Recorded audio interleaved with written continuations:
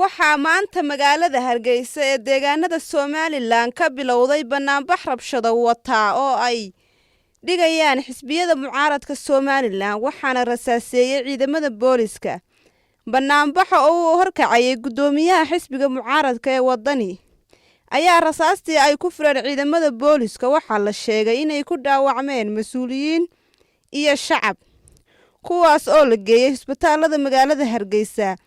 Banaanbaxa ayaa waxaa mucaaradku ay uga soo horjeedeen dib u dhigista doorashada madaxweynaha oo ku beegan bisha November ee sanadkan, waxaana banaanbaxayaasha ay ku dhawaaqayeen Muuse Biixi ha dhaco iyo erayo kale oo la halmaala. Xaaladda magaalada Hargeysa ayaa maanta kacsan waxaana inta badan xiran goobaha ganacsiga iyada oo baraha bulshada lagu faafiyay muuqaalo muujinaya ciidamada Somaliland oo jir dilaya haween ka qayb galay banaanbaxa maanta ka dhacay magaalada Hargeysa.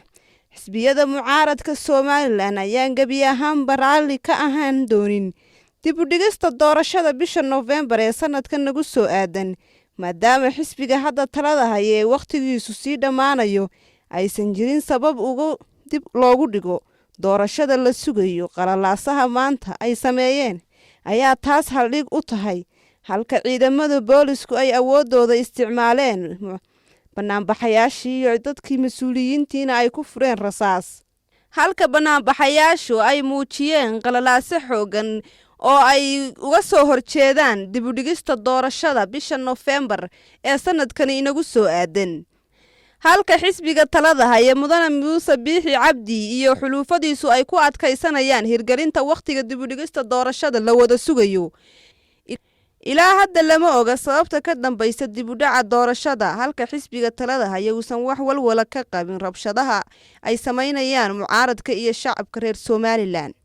aniga markii ugu horeysay gas mas lagu rido oo ciidamada booliska isticmaaleen provocation iyo wax weeye buunbuunin iyo ka badbadin xoog loo adeegsaday, rasaas loo adeegsaday. isu soo bixi nabadeed ee muddada sugayseen waxaan si rasmi ah u dhawaaqaynaa inuu bilaabmayo